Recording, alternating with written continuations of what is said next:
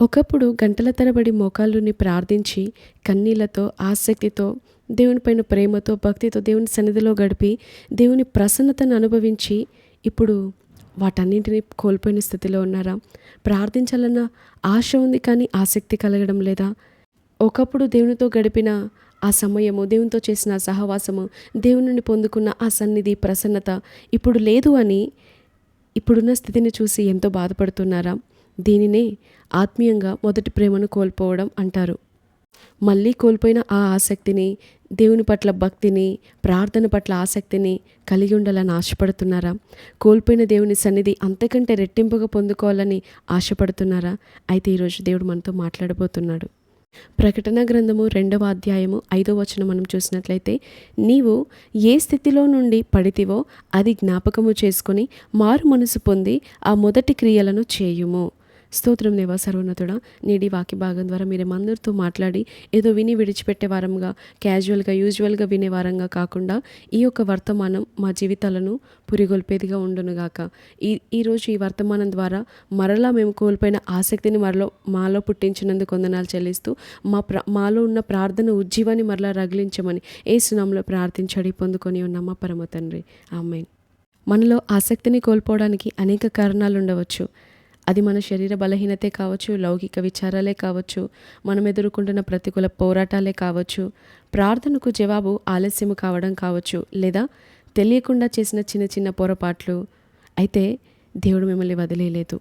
మీరు దేవుని పట్ల ఆసక్తిని వదిలేశారని, భయభక్తులు వదిలేశారని, ప్రార్థన పట్ల ఇంట్రెస్ట్ను వదిలేశారని ఆయన మిమ్మల్ని వదిలేయలేదు. ఆయన మీ మొదటి భక్తిని, మీ పాత రోజులను ఇంకా జ్ఞాపకం చేసుకుంటూ మీ కొరకు ఇప్పటికీ ఎదురు చూస్తూ ఉన్నాడు. మరలా ఆసక్తిని, సన్నిధిని పొందుకోవడానికి కొన్ని స్టెప్స్ నేను చెప్పాలని ఆశపడుతున్నాను. మొదటిగా మన స్థితిని మనం ఒప్పుకోవాలి. అవును, నేను ప్రార్థించలేకపోతున్నానయ్యా, నాలో ఆసక్తి తగ్గింది అని దేవుని సన్నిధిలో యథార్థంగా మనం ఒప్పుకోవాలి. ఏదో నటించడం, ఏదో పైకి మాటలు ప్రార్థనలు పలకడం, వెళ్ళిపోవడం, మరలా ఏదో ప్రార్థించాలి కదా అని దేవుని సన్నిధికి రావడం, ఇలా కాకుండా యథార్థంగా దేవుని సన్నిధిలో ఒప్పుకోవాలి. అది దేవునికి ఇష్టం. దేవుడు అప్పుడు మన నిజస్థితిని చూసి మనకు సహాయం చేస్తాడు. రెండవదిగా చిన్నగా ప్రారంభించాలి. ఒకప్పుడు గంటలు గంటలు ప్రార్థించాను కదా అని ఇప్పుడు మరలా కోల్పోయిన స్థితిలో ఉన్న మనము గంటలు గంటలు ప్రార్థించాలని ప్రయత్నిస్తే విఫలమవుతాం, ఇంట్రెస్ట్ కూడా పోతుంది. అందుకే ఏం చేయాలి అంటే 10 నిమిషాలు లేదా 15 నిమిషాలతో మనం ప్రారంభించాలి. ప్రతిరోజు అదే సమయానికి అదే స్థలానికి వెళ్ళి మనం ప్రార్థించటం వలన తప్పకుండా జయాన్ని చూస్తాం. ఎందుకంటే ఒక వ్యక్తిని అడిగారు ఒక క్వశ్చన్ ఇంటర్వ్యూలో, నీవు దేనికి భయపడతావు అని అడిగినప్పుడు ఆ గొప్ప మహానుభావుడు, గొప్ప టాలెంటెడ్ పర్సన్ ఏం చెప్పాడో తెలుసా? నాకంటే గొప్ప విలువిద్యలు నేర్చుకొని వచ్చిన వారిని చూసి నేను భయపడను, నాకంటే ఎక్కువ టాలెంట్స్ నేర్చుకొని వచ్చిన వారిని చూసి నేను భయపడను, నాకంటే ఎక్కువ జ్ఞానం సంపాదించిన వారిని చూసి నేను భయపడను, నాకంటే బలాఢ్యుని చూసి నేను భయపడను, నాకంటే శక్తిమంతుని చూసి నేను భయపడను, కానీ ఒకే పనిని పదే పదే చేస్తున్న వారిని చూసి మాత్రం నేను తప్పకుండా భయపడతాను అని అన్నాడు. అంటే ఒకే పనిని ప్రతిరోజు చేయటం వలన గొప్ప శక్తి విడుదలవుతుంది, గొప్ప జయాన్ని మనం పొందుకోగలుగుతాం. అందుకే దానియేలు భక్తుడు 21 రోజులు ప్రార్థించినప్పుడు సాతాను శక్తులు గడగడ వణికాయి, దేవుని దూతలు కదిలించబడ్డారు, పరలోకమే స్పందించింది. మన ప్రార్థనలు కూడా అలా ఉండాలి. ప్రార్థన ప్రారంభించినప్పుడు ఎంత ఆసక్తిగా ఉన్నామో పట్టుదలతో జవాబు వచ్చేంతవరకు అంతే ఆసక్తిని మనం కనబరిచినట్లయితే దేవుడు దానికి వెంటనే రెస్పాండ్ అవుతాడు. మూడవదిగా మనం చూసినట్లయితే కృతజ్ఞతాస్తుతులతో మనం దేవుని సన్నిధిలో ప్రవేశించాలి. ఎందుకంటే మనం వచ్చిన వెంటనే దేవుని సన్నిధిలో మోకరించి అది కావాలి, ఇది కావాలి, ఇలా ఉన్నాను, అలా ఉన్నానని చెప్పడం కంటే కూడా, దేవా నువ్వు గొప్ప దేవుడవయ్యా, నువ్వు మహోన్నతుడవయ్యా, స్తుతించడానికి కూడా మనసు లేకపోయినా, ఏ ఫీలింగ్ లేకపోయినా, ఏ దేవునిపైన భక్తి లేకపోయినా, ఏ ఆసక్తి లేకపోయినా కూడా మీరైతే నోరు తెరిచి దేవుని స్తుతించడం ప్రారంభించండి.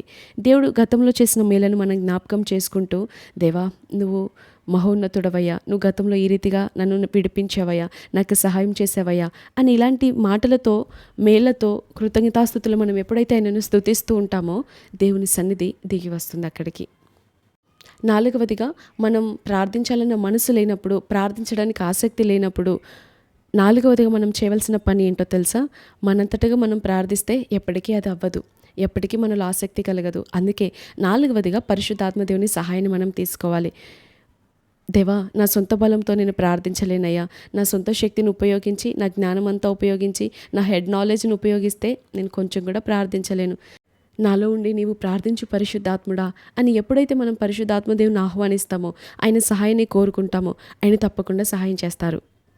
ఒకప్పుడు బహుగా ప్రార్థించి, ఇప్పుడు ఆ ఆసక్తిని, ఆ పట్టుదలను, ఇంట్రెస్ట్‌ని కోల్పోయిన మనము ఇటువంటి స్థితిని బైబిల్‌లో ఎవరైనా ఎదుర్కొన్నారా అని ఒకసారి మనం చూసినట్లయితే, బైబిల్‌లో నుండి ఒక గొప్ప మంచి ఉదాహరణగా దావీదు రాజుని మనం చూడవచ్చు. అవును, బైబిల్‌లో దావీదు దేవుని హృదయానుసారుడని రాయబడింది.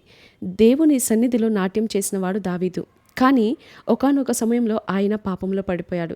దావీదు ఒక సంవత్సరం పాటు దేవుని సన్నిధిని, దేవుని ప్రసన్నతను, ప్రార్థన పట్ల ఆసక్తిని పూర్తిగా కోల్పోయాడు. ఆత్మీయంగా ఎంతో ఎండిన స్థితిలోనికి వెళ్ళిపోయాడు. కానీ దేవుడు నాతాను ప్రవక్తను పంపించాడు. నాతాను ప్రవక్త వచ్చి హెచ్చరించినప్పుడు దావీదు అక్కడి నుండి పారిపోలేదు, సాకులు చెప్పలేదు. నేను కాదు, నేను బాగానే ఉన్నాను, నేను ప్రార్థిస్తున్నాను అని ఇలాంటి సాకులేం చెప్పలేదు. ఏం చేశాడో తెలుసా? మోకరించి కీర్తనల గ్రంథం 51 అధ్యాయాన్ని కన్నీళ్లతో రాశాడు. ఆయన ఏమని అడిగాడో తెలుసా దేవుని సన్నిధిలో? నాకు అదివు ప్రభా, ఆస్తి నీవు, అంతస్తు నీవు, బలము నీవు, శక్తి నీవు, వారిని ఇలా చేయి, వీరిని ఇలా చేయి, వారిని మార్చు, వీరిని మార్చు అని చేయలేదు. ఏం చేశాడో తెలుసా? యథార్థంగా నీ సన్నిధిలో నుండి నన్ను త్రోసివేయకయ్యా, నీ పరిశుద్ధాత్మ నా యొద్ద నుండి తీసివేయకయ్యా. నీ పరిశుద్ధాత్మ నా యొద్ద నుండి తీసివేస్తే నన్ను ఒప్పింపచేసేదే నీ పరిశుద్ధాత్మ కదయ్యా. నీ పరిశుద్ధాత్మని నాలో నుండి తీసివేస్తే నేను ఎలా ఒప్పుకుంటానయ్యా? నాకు ఆసక్తిని కలగజేసేదే నీ ఆత్మ కదయ్యా. నీ యందు భయభక్తులను పుట్టించేదే నీ ఆత్మ కదయ్యా. నాలో నుండి ఉచ్చరింప శక్యం కాని మూలుగులతో ప్రార్థించేదే నీ ఆత్మ కదయ్యా. నీ రక్షణానందం నాకు మరలా పుట్టించయ్యా అని ఇలా రోదనతో ప్రార్థించాడు. దానికి ఆయన పొందుకున్న ఫలితం ఏంటో తెలుసా? దేవుడు దావీదు పశ్చాత్తాపాన్ని చూసి ఆయనను క్షమించడం మాత్రమే కాదు, కోల్పోయిన అభిషేకాన్ని, కోల్పోయిన సన్నిధిని, కోల్పోయిన ప్రార్థన పట్ల ఆసక్తిని, ఆనందాన్ని, దేవుని ప్రసన్నతను మరలా రెట్టింపుగా అనుగ్రహించాడు. మనం బైబిల్ కాలంలోనే కాదు, నేడు మనం అనుభవిస్తున్న ఈ స్థితి మన పితరులు కూడా, గొప్ప గొప్ప దైవజనులు కూడా అనుభవించారు.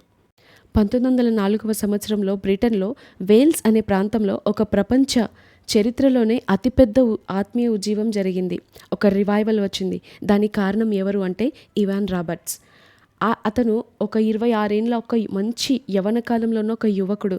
ఈయన ఒకప్పుడు దేవుని సన్నిధిలో ఎంతో ఆసక్తిగా ఉండేవాడే, గొప్పగా ప్రార్థించాడు, ఎంతో ఆధ్యాత్మికంగా జీవించిన వాడే. కానీ కొన్ని సంవత్సరాల తర్వాత ఆధ్యాత్మికంగా చచ్చిన స్థితిలోకి వెళ్ళిపోయాడు. అతని ఆత్మీయ స్థితి ఎంతో నీరసించిపోయింది, ఎండిపోయిన స్థితిలోకి వెళ్ళిపోయాడు. అసలు ప్రార్థన చేయాలన్న ఆశ కలగట్లేదు. ఈరోజు మనం అనుభవిస్తున్న బాధే అప్పుడు ఆయన కూడా అనుభవించాడు. దేవుని సన్నిధికి ఎంతో దూరం అయిపోయినట్లు అనిపించింది. ఆయన స్థితిని ఆయన చూసుకుంటూ ఉంటే ఎంతో నిరాశ కలుగుతుంది. కానీ ఆయన చేసింది ఏంటో తెలుసా? ఒక్క చిన్న ప్రార్థన రోజుకు 100 సార్లు దానినే చేస్తూ ఉండేవాడు.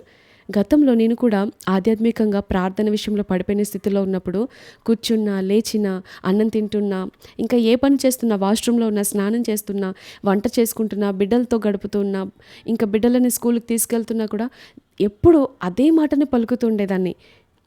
నన్ను మరలా దర్శించయ్యా, నీ ఆత్మతో నన్ను మరలా నింపయ్యా, నాలో ఆసక్తిని కలగజేయ్యా, నేను ఎక్కువగా ప్రార్థించాలయ్యా అని ఇలాంటి కొన్ని మాటలతో పదే ప్రార్థన చేస్తూ ఉండేదాన్ని. నా మనసులో చేసుకుంటూ ఉండేదాన్ని, నా ఆలోచనలో ప్రార్థన కొనసాగుతూ ఉండేది. అలా చేస్తూ ఉంటుండగా దేవుడు మరలా తన శక్తితో నన్ను నింపాడు. ఎందుకంటే ఒకప్పుడు దేవుని సన్నిధిని అనుభవించి, దేవుణ్ణి నేరుగా చూసి, దేవుని స్వరాన్ని విని, దేవుని పట్ల ఆసక్తిని కోల్పోతే, ప్రార్థించాలన్న మనసును కోల్పోతే ఆ బాధ అంతా ఇంతగా ఉండదు. ఆ బాధ పడిపోయిన వారికి మాత్రమే అర్థమవుతుంది. ఆ యొక్క బాధను అనుభవించుచున్న ఈ ఇవాన్ రాబర్ట్స్ ఏం చేశాడు అంటే, ప్రతిరోజు కొన్ని 100 సార్లు ఈ మాటని పలుకుతూ ఉండేవాడు. నా హృదయాన్ని మెత్తగా చేయయ్యా, నన్ను నీ ఆత్మతో నింపయ్యా. ఓ ప్రభువా, నా హృదయాన్ని మెత్తగా చేయయ్యా, నీ ఆత్మతో నన్ను నింపయ్యా. ఈ ఒక్క మాటనే కొన్ని 100 సార్లు లేచినా, కూర్చున్నా, తింటున్నా, పడుకుంటున్నా ఈ మాటనే తను పలుకుతూ ఉండేవాడు. అయితే కొన్ని వారాలు గడిచాయి, కొన్ని రోజులు గడిచాయి, కొన్ని నెలలు గడిచాయి, కొన్ని సంవత్సరాలు గడిచాయి.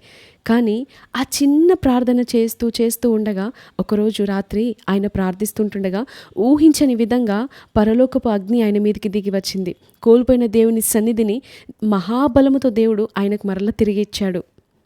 ఆయన ద్వారానే ఆ దేశానికి గొప్ప ఉజ్జీవం వచ్చింది. కేవలం కొద్ది నెలల్లోనే లక్షల మందికి పైగా ప్రజలు మారుమనసు పొంది ప్రార్థన పరులుగా మారిపోయారు. థియేటర్లు మూయబడ్డాయి, క్లబ్బులు మూతబడ్డాయి, ఇంకా చర్చిలన్నీ కూడా ప్రార్థనలతో నింపబడ్డాయి. ఈరోజు మీరు కూడా ఇదే స్థితిలో ఉన్నారా? ఇదే పడిపోయిన స్థితితో, ఎంతో బాధతో, నొప్పితో ఉన్నారా? ఒకప్పుడు బహుగా ప్రార్థించి ఇప్పుడు ఆసక్తిని కోల్పోయానే అని బాధపడుతున్నవారు తక్షణమే మోకరించి ఈ చిన్న ప్రార్థన చేయండి. యేసయ్యా, ఒకప్పుడు నేను నీతో గడిపిన ఆ మధురమైన రోజులను జ్ఞాపకం చేసుకుంటున్నానయ్యా. మరలా నీతో ఆ రీతిగా గడపాలని ఆశపడుతున్నానయ్యా. నీ సన్నిధిని నేను పొందాలని ఎంతో ఆసక్తిగా ఉన్నానయ్యా.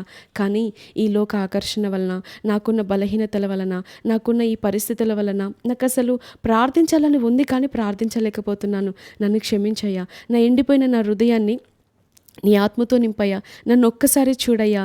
దావీదు రక్షణానందాన్ని తిరిగి పొందుకున్నట్లుగా, ఇవాన్ రాబర్ట్స్ హృదయాన్ని నువ్వు తాకినట్లుగా, లూదియా హృదయాన్ని నువ్వు తాకినట్లుగా నా హృదయాన్ని కూడా నీ ఆత్మతో తాకయ్యా.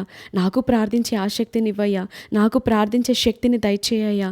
నాకు మరలా నీ సన్నిధితో నన్ను నింపయ్యా అని వెంటనే అడగండి. గుర్తుంచుకోండి, దేవుడు మీ ప్రార్థనల పొడవును చూడడు. దేవుడు మన హృదయ తపనను చూస్తాడు. మనం ఎన్ని గంటలు ప్రార్థించమన్న దానికంటే ఎంత యథార్థంగా ప్రార్థించమన్నది దేవుడు చూస్తాడు. దేవుడు మన క్వాంటిటీని కాదు, క్వాలిటీని చూస్తాడు. దేవుని కొరకు మనం ఒక్క అడుగు వేస్తే ఆయన మన కొరకు 1000 అడుగులు వేస్తాడు. మీరు ఒక్క అడుగు వేయడమే ఆలస్యం, ఆయన మన కొరకు పరిగెత్తుకుంటూ వస్తాడు. ఎందుకంటే ఆయన వాక్యం సెలవిస్తుంది, మీరు నా యొద్దకు రండి, అప్పుడు నేను మీ యొద్దకు వస్తాను. ముందు మనము స్టెప్ తీయాలి. ఆయన యొద్దకు వచ్చి వారిని ఆయన ఎన్నడూ తృణీకరించే దేవుడు కాదు, ఎప్పుడూ త్రోసివేసే దేవుడు కాదు. సారెపతు విధవరాలు ఆ ప్రవక్త మాట విని మొదటగా ఆయన చెప్పింది చేసింది. మొదట తాను అప్పాన్ని ఆయనకిచ్చింది కాబట్టే ఆమె కరువులో కూడా సమృద్ధిగా పోషించబడింది. ఆమె ఇవ్వకపోతే ఏ రోజు వచ్చేది కాదు. ముందు అడుగు ఆమె వేసింది, ముందు క్రియ ఆమెదిగా ఉంది. అందుకే గొప్ప సమృద్ధిని చూసింది. ఈరోజు ఒక్క అడుగు మీరు ముందు వేసి చూడండి, దేవుడు గొప్ప కార్యాన్ని మీ జీవితంలో జరిగిస్తాడు. మన పడిపోయిన స్థితి వైపు చూసుకుంటూ కూర్చుంటే మనకు నిరాశ కలుగుతుంది. అందుకే ఆయన వైపు చూద్దాం. గతం గతః, కానీ ముందున్న పరుగు పందెంలో ఓపికతో పరిగెత్తుదాం. నూతనంగా మన జీవితాన్ని ప్రారంభిద్దాం. చిన్న చిన్న మాటలతో, చిన్న చిన్న స్తుతులతో, కొద్ది సమయం గడుపుతూ, కొద్దిగా వాక్యం చదువుతూ, దాన్ని ధ్యానిస్తూ, దేవుని సన్నిధిలో అనేక సార్లు అలా గడుపుతూ ఉన్నప్పుడు, ప్రతిరోజు గడుపుతూ ఉన్నప్పుడు దేవుడు తప్పకుండా జయాన్ని ఇస్తాడు. కోల్పోయిన దానికంటే కూడా రెట్టింపు అభిషేకాన్ని, రెట్టింపు ఆశీర్వాదాలని, రెట్టింపు ఆసక్తిని, రెట్టింపు ప్రేమను, రెట్టింపు భయాన్ని, భక్తిని మనం పొందుకోగలుగుతాం. కాబట్టి నిరాశపడకండి, ఆయన వైపు చూద్దాం. అడుగువారికి నిశ్చయముగా అనుగ్రహించే దేవుడు తప్పకుండా మనకు అనుగ్రహించి నడిపించునుగాక. ఆమేన్.